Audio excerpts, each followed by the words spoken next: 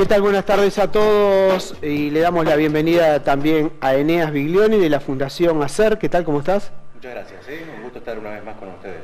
No, el gusto es nuestro y aparte te agradecemos la invitación que nos hiciste porque estuvo visitando la ciudad de Rosario Ricardo López Murphy, se le pudo hacer una nota, una mirada tuya con respecto a este encuentro en la fundación que queda en la calle Sarmiento y Montevideo. Le digo a la gente que por ahí no conoce dónde físicamente funciona esta fundación internacional, que tiene sede en la ciudad de Rosario desde hace más de 3 años.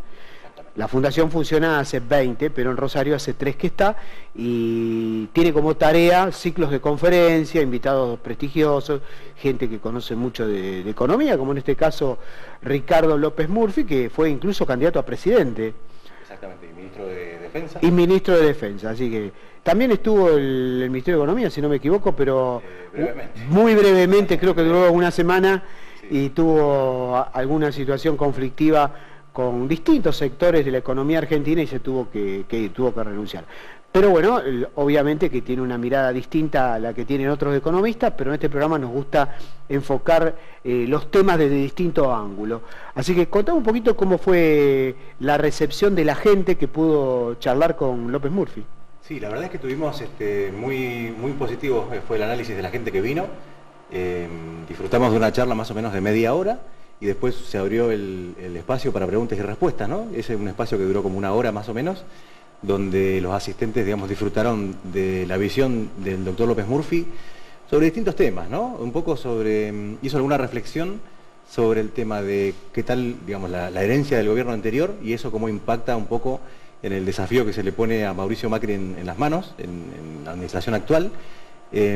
Hizo algunas críticas fuertes respecto de la economía, yo creo que lo vamos a ver en la entrevista un poquito, un adelanto sobre eso, y también hizo, digamos, comentarios positivos y optimistas sobre algunos aspectos importantes, ¿no? Por ejemplo, que él ya no ve el componente totalitario en el caso de la administración Macri que tenía la administración de Kirchner. Básicamente se refirió a un componente totalitario en ir en contra, digamos, de los países más desarrollados del mundo, de perseguir un poco a, digamos, lo que sería el tema del libre comercio, de atacar un poquito, digamos, a la clase empresarial de alguna manera.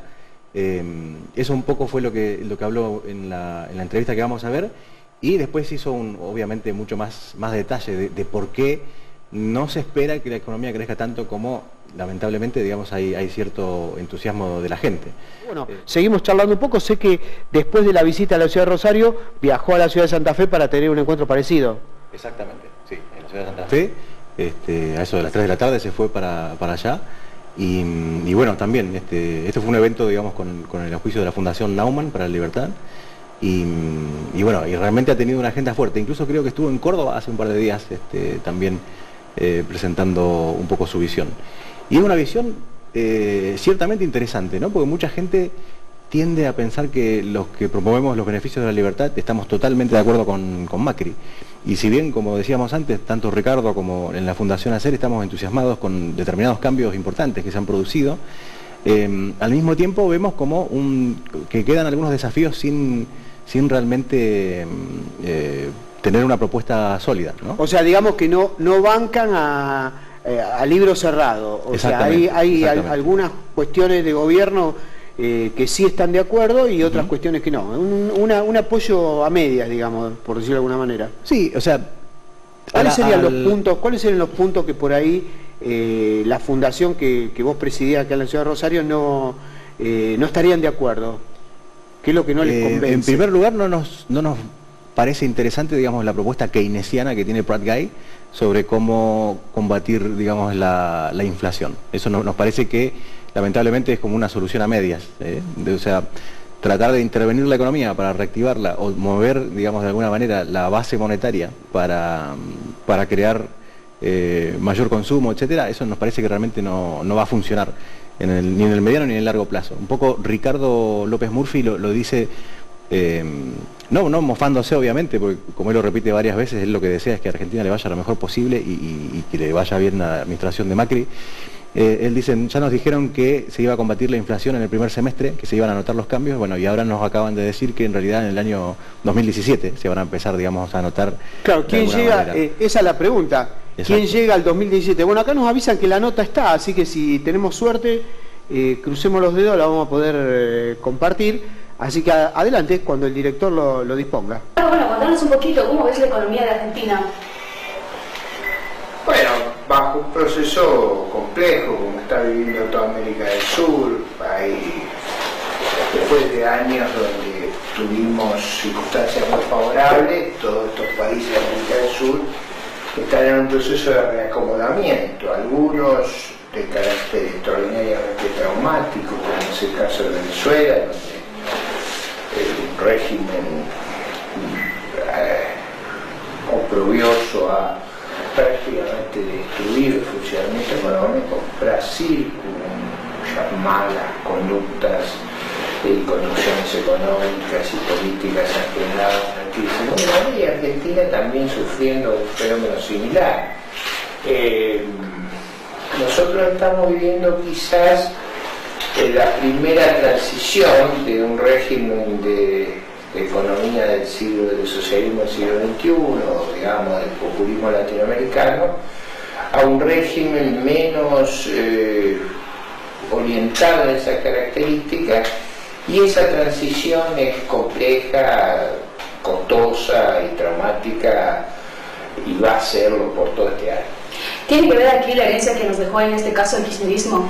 No, sin duda. Yo creo que esencialmente casi todas las medidas han tenido que ver con la dificilísima situación externa, con los problemas de crisis en financiamiento y resolver los problemas con todos los acreedores y los mercados de capitales, con problemas que hacen a la infraestructura. Nosotros estamos con una crisis energética que no se nota más porque los países vecinos están también sufriendo un receso, entonces podemos importar alrededor de 2000 megas, pero en una situación normal estaríamos con unos cortes de energía enormes. Estamos en una situación delicada. Delicada. ¿Cómo es el futuro? ¿Cómo es el futuro de Argentina? ¿Tiene solución? Y si tiene soluciones a largo plazo o corto plazo. Claro, bueno, las soluciones van a llevar tiempo, reestructurar esta economía, esta sociedad y sobre todo el Estado va a llevar tiempo. Lo que hay es un enfoque distinto, o sea, yo diría que ese clima de conflicto con todos los países desarrollados se ha acabado.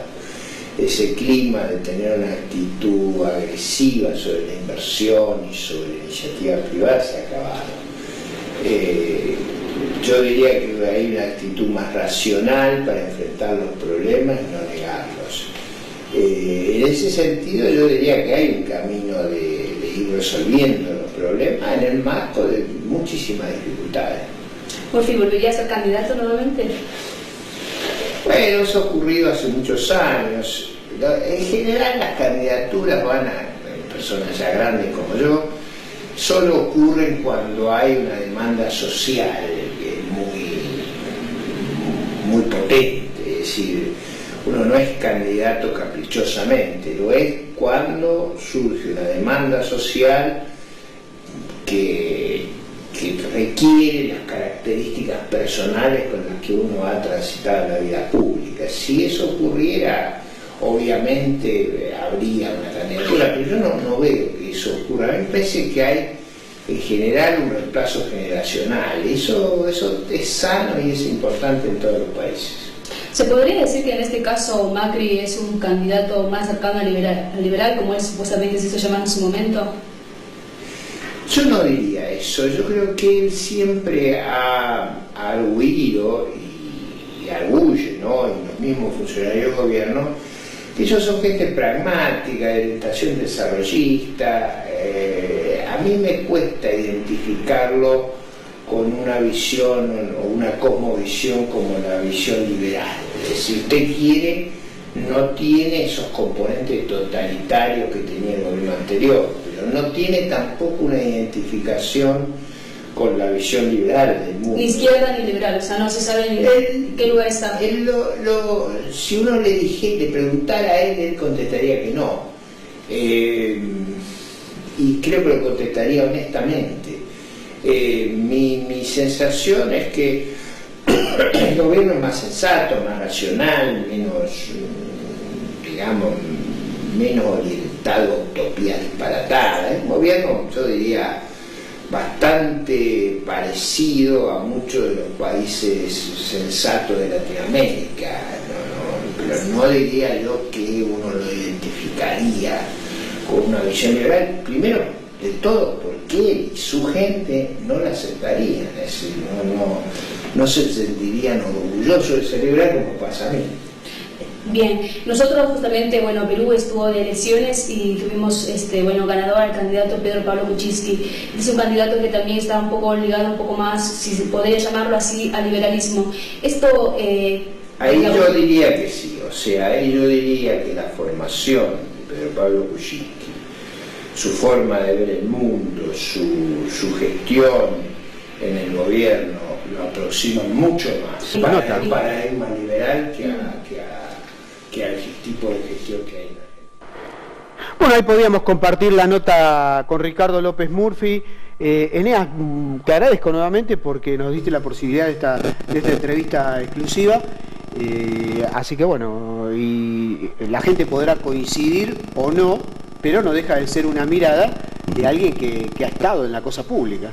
Exacto, y el agradecimiento realmente es nuestro por parte de la Fundación ACER y bueno, obviamente quedan invitados a los futuros eventos y podemos con mucho gusto, digamos, facilitar un encuentro con los distintos disertantes que vengan, ¿no? Muchas gracias. ¿Qué propuesta tiene ahora la Fundación en los próximos días? Sé que están organizando otro evento. Sí, para los próximos días, o sea, no tengo nada, digamos, en Argentina. Estamos armando un evento grande en Colombia, sí, por el tema de los 20 años de la Fundación, en Bogotá. Y bueno, le vamos a pasar más detalle. No te da problema que acá enseguida la producción, Hernán Cruz se encarga de los vuelos, de los hoteles y todo eso y viajamos, ¿no? Claro que sí, con gusto sería sería el productor nuestro, el que tiene el sponsor, digamos, del programa, sí. Hernán.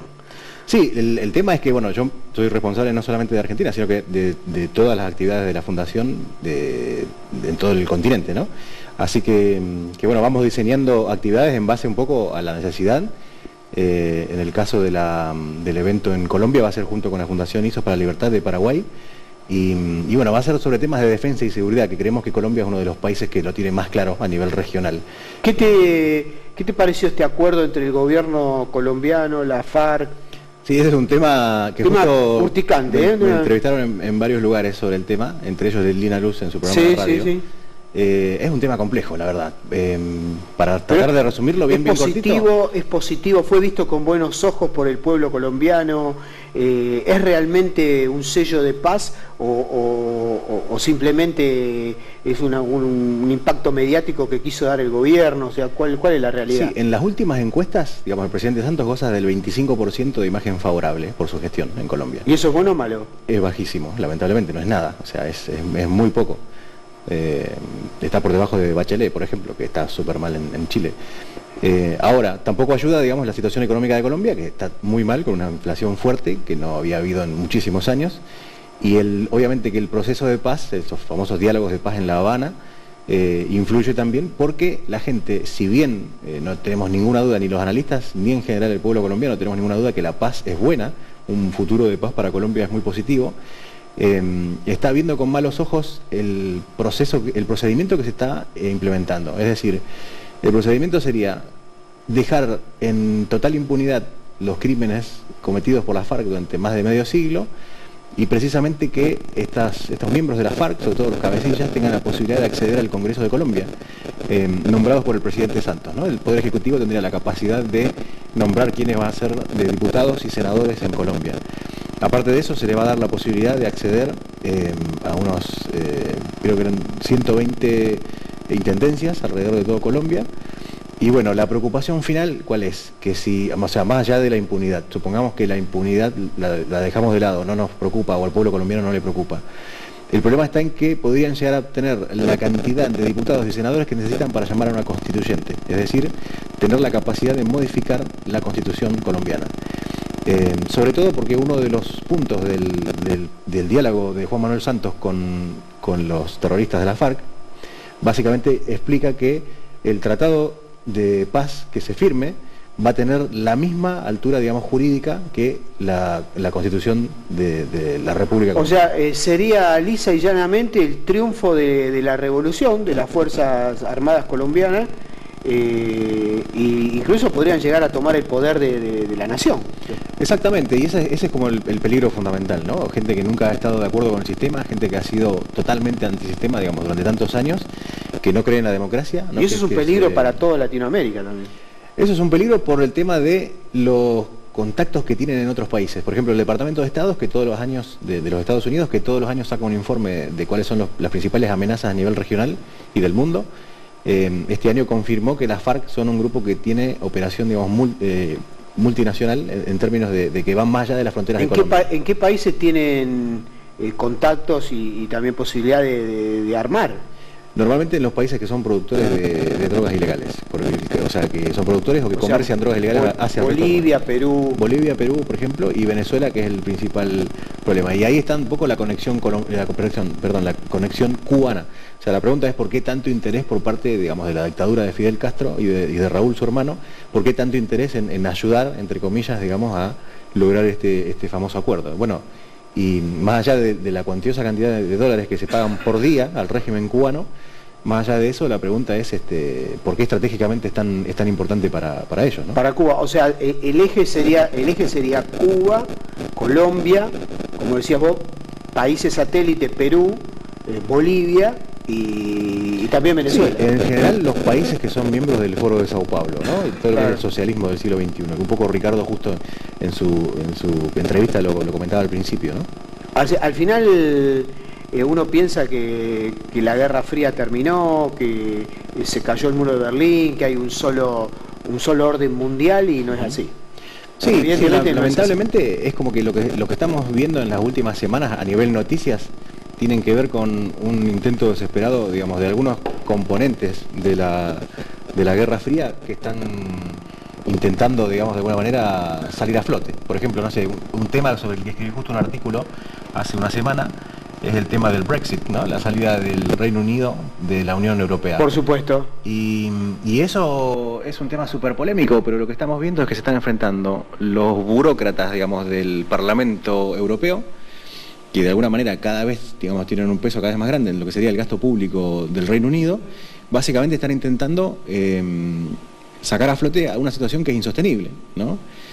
Justo estaba viendo el discurso de Nigel Farage, que es el hombre del Partido Independentista del Reino Unido, y la verdad es que, más allá de que es un discurso explosivo, me llamó muchísimo la atención. O sea, desconozco totalmente cómo es la plataforma del Partido Independentista, pero me llamó mucho la atención una frase durísima que le dice a sus pares, digamos, eurodiputados.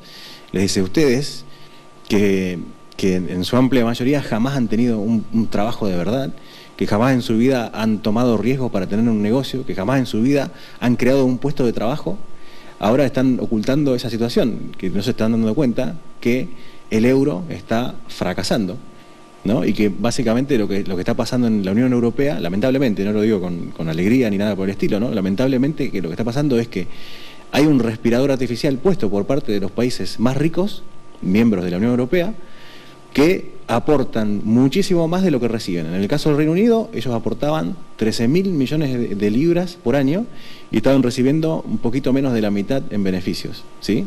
Y ni siquiera eran beneficios que uno diga, bueno, es por las exportaciones de productos, etcétera, sino que estaban recibiendo beneficios directos, que se pueden decir que serían subsidios, etcétera, ¿no? Los 3 o 4 países más poderosos estaban en la misma situación y básicamente lo que estaban haciendo era una especie de redistribucionismo interno para la Unión Europea. Y los países menos prósperos, digamos, menos ricos, estaban siendo, de alguna manera, se le estaba inyectando fondos para que se mantengan a flote. Con lo cual, lo que estamos viendo en el mundo en general es un fracaso del socialismo que, como bien vos decías, Rubén, tiene que ver con esa Guerra Fría que nunca se terminó en la mente de mucha gente, ¿no?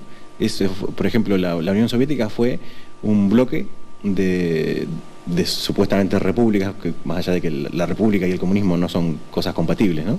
Que de alguna manera se cayeron para adentro, porque cuando se cayeron no afectaron prácticamente a nadie, más allá de los países satélites como Cuba y cosas así, pero que en general estaban tan cerrados a la economía del mundo que únicamente padecieron los efectos los países miembros. Sí, a mí lo que me preocupa que, por ejemplo, hay una relación muy estrecha entre el gobierno argentino, el gobierno que conduce Mauricio Macri, y el reino, estamos hablando de Gran Bretaña, y me preocupa porque el 50, 55, 58% de la producción exportable de Gran Bretaña iba a la Unión Europea. Pregunto, esa enorme cantidad de exportaciones que iba a parar a la Unión Europea, al retirarse Gran Bretaña de ese bloque, espero que no venga a parar para aquí, para Argentina. ¿Por qué? Porque significaría la destrucción de muchísimos puestos de trabajo, y más con esta política económica de Macri de bajar las barreras aduaneras y permitir ingreso de productos importados. Qué casualidad. Macri implementa esta medida, que pueden ingresar productos importados indiscriminadamente. El Reino Unido, o sea, Gran Bretaña, se retira del bloque de la Unión Europea con un 58% de su producción exportable precisamente ahí. ¿Qué va a hacer con esa producción? Y yo me imagino que puede venir para acá. Y me preocupa. A ver, hay una diferencia cultural, digamos, entre los anglos. La pregunta sería esta: ¿a dónde va a ir a parar eso que exportaba Gran Bretaña, que iba a parar a la Unión Europea al retirarse? Bueno, es que hay una diferencia de criterio, digamos, de base. Digamos, ¿entendiste a dónde apunta la pregunta? Claro que sí, claro que sí. El punto está en que hay una diferencia cultural, digamos, entre los anglos y el resto del mundo. El anglo ve que toma decisiones, por ejemplo, de intercambiar con vos. Por ejemplo, vos me das tu reloj y yo te doy plata. Y es un win-win situation, una relación ganar-ganar. O sea, la hacemos, transamos ahí, únicamente si ganamos los dos. Entonces, Farage lo dijo en el Parlamento Europeo: nosotros lo que queremos es una apertura unilateral del Reino Unido hacia el resto del mundo. No queremos firmar más trataditos, digamos, bilaterales, ¿sí? Entonces, en el caso de que ellos decidieran aumentar el comercio con Argentina, obviamente que lo que estarían proponiéndonos también sería, al mismo tiempo, aumentar las importaciones desde Argentina. Y eso es lo que funciona. Sí, está bien, pero me hace acordar... Es que puedes, por una cuestión de divisas... ¿Te acordás del pacto Roca-Runciman?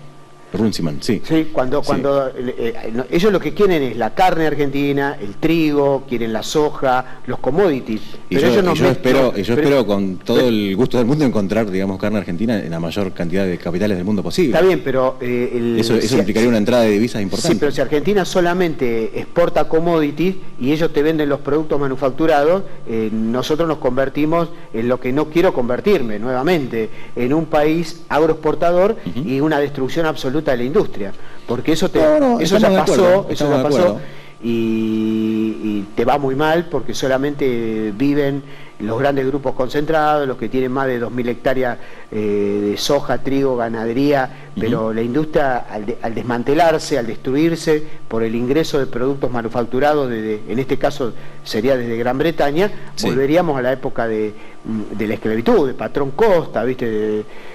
Sí, igualmente épocas, digamos, de gran libre comercio en Argentina no hubo nunca. Decime en qué momento estaba totalmente abierta la economía a las importaciones de todo el planeta. No, acá hubo, en la época de... De hecho, eso es un poco la idea del Mercosur, y fíjate cómo está el Mercosur. O sea, pero en la época de Martínez de Oz, no está bien, pero cuando vos cuidás, cuando vos cuidás el mercado interno, tenés mano de obra ocupada. Si vos destruís el mercado interno, no hay ninguna duda. Ahora, abrís las importaciones, permitís que solamente te convertís en un país exportador de commodities, te ingresan los productos manufacturados de otros lugares. Pero es que no es una cuestión de commodities nada más, ojo, yo en ningún momento dije eso. Lo que yo dije es que tenemos que exportar aquellas cosas que, digamos, de alguna manera tenemos una ventaja comparativa respecto de otros países del mundo.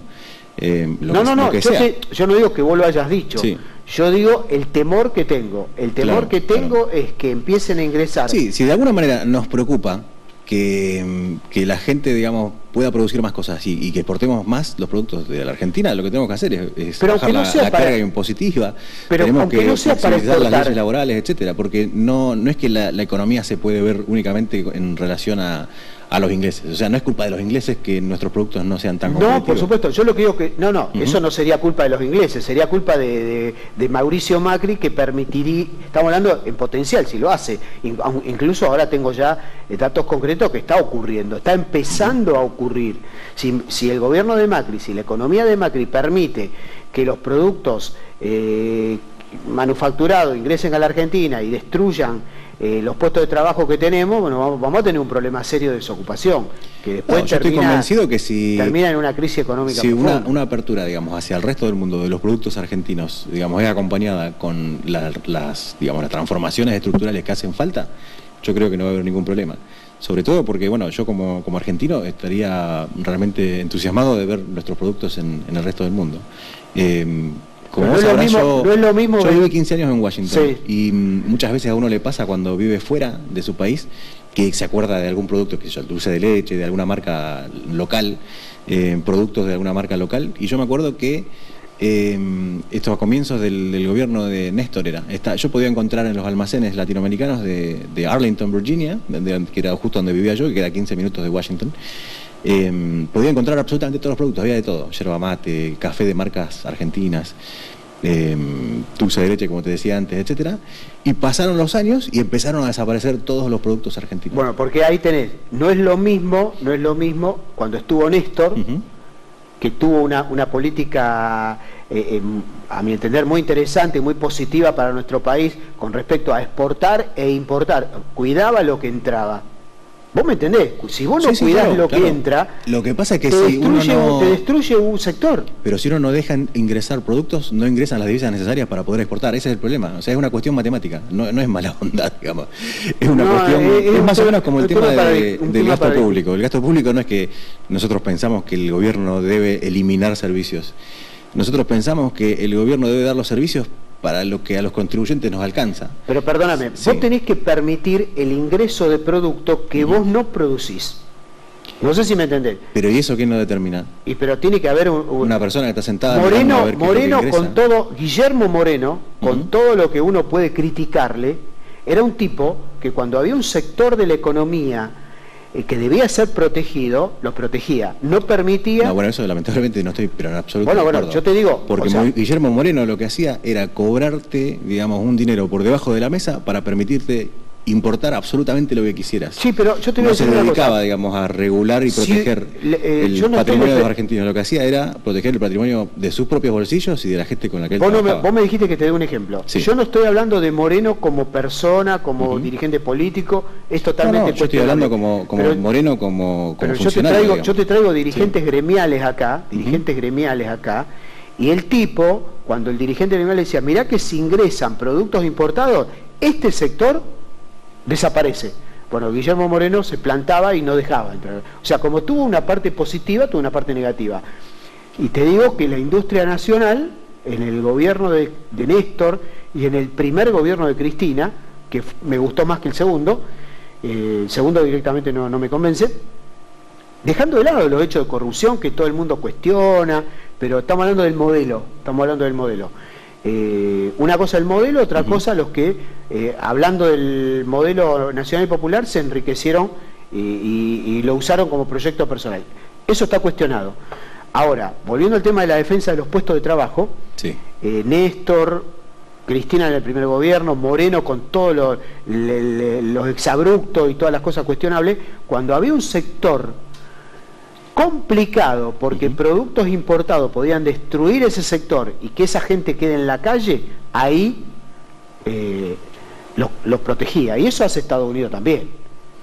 Proteger y eso hace cualquier país desarrollado. Es una visión, digamos, socialista, pero y nacionalista encima. No, pero perdóname, Estados Unidos, vos que estuviste viviendo en el país del norte, ¿vos te pensás que Estados Unidos, cuando hay un sector de su economía que puede ser destruido por ingreso de productos importados, no lo protege?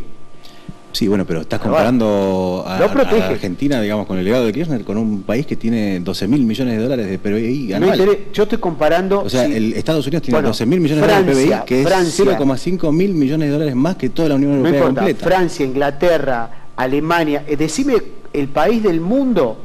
que no sea proteccionista. No hay ninguno. Pero ¿por qué nosotros tenemos que ser más papitas que anterior? O sea, obviamente que el modelo de la libertad, digamos, total, absoluta, no existe. Es simplemente, o sea, con el tiempo, digamos, hay como un tire y afloje respecto de momentos en que hay mayor intervencionismo, momentos donde hay mayor libertad. Me parece libertad. Fantástico. Tiene que haber permanentemente un tire y afloje y tiene que haber... Eso es lo que pasa en un país normal, un país democrático, un país republicano. Perfecto. Yo lo que digo que tengo temor de que Macri en comercio exterior no ponga una persona criteriosa que se olvide de las economías regionales, que se olvide de la industria nacional y empecemos a tener problemas de desocupación, porque cuando vos empezás a tener problemas de desocupación, tenés conflictos, tenés paros, movilizaciones, tenés saqueos y tenés... Es que también hay un movimiento global, digamos, hacia cambios, digamos, en las condiciones laborales. El punto está que no es que solamente hacemos lo que nos dice, porque de hecho esa quizás es una de los grandes problemas, ¿no? Pensar que desde el gobierno nos tienen que decir qué es lo que tenemos que hacer o lo que no, o nos tienen que proteger todo el día para que no nos pase nada, como si tuviéramos 2 años, ¿no? El punto también es ver que a nivel global las condiciones laborales están cambiando. Por ejemplo, el trabajar desde el hogar, por ejemplo, con las tecnologías que hay hoy en día disponibles. Eso obviamente que tiene un impacto en el mercado laboral, de todos lados, de todo el mundo, ¿no? No es lo mismo, digamos, trabajar en pijama con tu café favorito en tu computadora, que es una tendencia que están haciendo cada vez más las corporaciones grandes. Incluso en Argentina yo tengo amigos de Buenos Aires que trabajan en multinacionales y que ya tienen 1 o 2 días a la semana que trabajan desde su casa. Eso, por ejemplo, es algo que era impensado, ¿no? O sea, tenemos facilidades diferentes. O sea, no es solamente que Macri llame por teléfono al ministro y le diga cerrá o abrí la capacidad de que los otros países nos puedan mandar productos. Hay cambios estructurales muy fuertes en lo que pasa es que en esto yo te entiendo, hay 2 ideologías de cómo gobernar totalmente distintas. Una cosa es manejar un país como una empresa, y otra cosa es manejar un país políticamente. ¿Qué significa manejarlo políticamente? Que vos tenés que tener sensibilidad social. ¿Vos sabés cómo se hizo grande Estados Unidos? Eso yo lo veo diferente. Yo veo que manejar un país políticamente es estar todo el día pendiente de las encuestas. En cambio, manejar un país como una empresa... No, de las necesidades de los distintos sectores que conforman una nación. Por ejemplo, ¿cómo se hizo grande Estados Unidos? Con 2 palabras: está despedido. Una empresa se maneja con frialdad. Exacto. Una empresa se maneja sin sensibilidad. Cuando algo no te reditúa, la gente es un número. Este no sirve más, chau, fuera. Está despedido. En cambio, un país, una nación, se gobierna con sensibilidad social. Cuando vos tenés sectores que a veces no son productivos, al contrario, son improductivos. Y más cuando tenemos un país tan distinto, porque tenemos 23 provincias, en donde tenés provincias ricas y provincias pobres. Por eso somos una nación. Hay provincias que son subsidiadas. La principal diferencia entre Estados Unidos y la mayoría... Sí, pero la principal diferencia entre Estados Unidos y la mayoría de los países de América Latina, que tienen más o menos la misma cantidad de años de existencia, un poquito más de 200 años, ¿no? Un poquito menos de 200 años, es precisamente la cultura anglo, porque la cultura anglo tiene que ver con, en todos los casos, en todas las relaciones de amistad, en todas las relaciones de trabajo, en todas las relaciones de pareja, etcétera, vamos a estar juntos mientras nos convengan las 2 partes. Y lamentablemente eso es algo que en la visión latinoamericana, que nosotros legamos también de muchos inmigrantes europeos que vinieron a quedarse en nuestro país, por ejemplo, que lamentablemente venían con una cultura continental europea.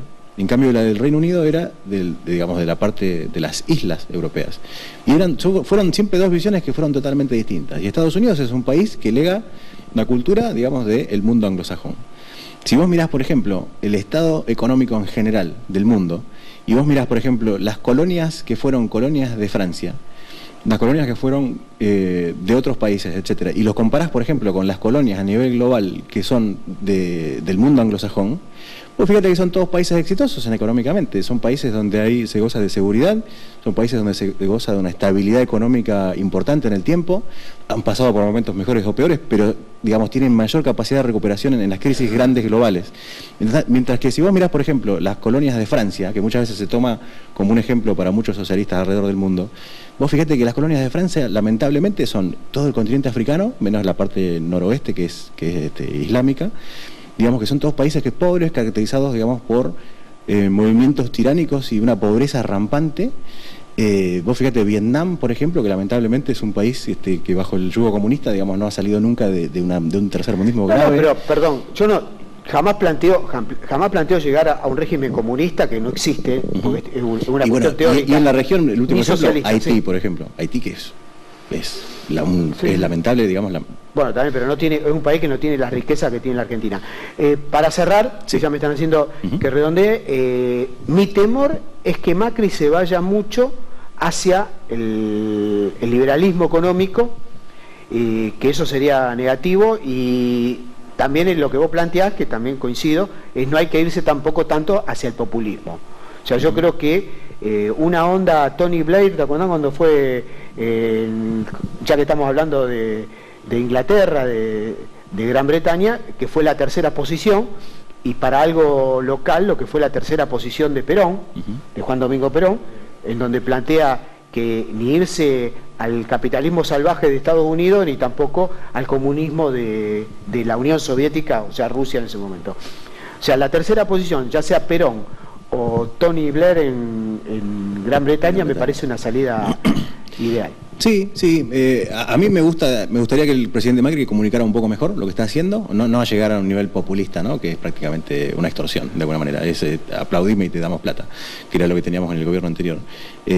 Comunicara un poco mejor, digamos, los actos de gobierno y los resultados que van teniendo, y por otro lado, bueno, obviamente, si hay que elegir entre mayor planificación central por parte de los burócratas a una mayor libertad, yo creo que cuanto mayor sea la libertad económica que tengamos en Argentina, mayor va a haber prosperidad, ¿no? Pero bueno, creo que lo podemos seguir comentando en otros programas. Por supuesto que sí. Eneas Biglioni, como siempre, muy entretenido, muy ameno y aparte muy instructivo también, todo lo que vos aportás.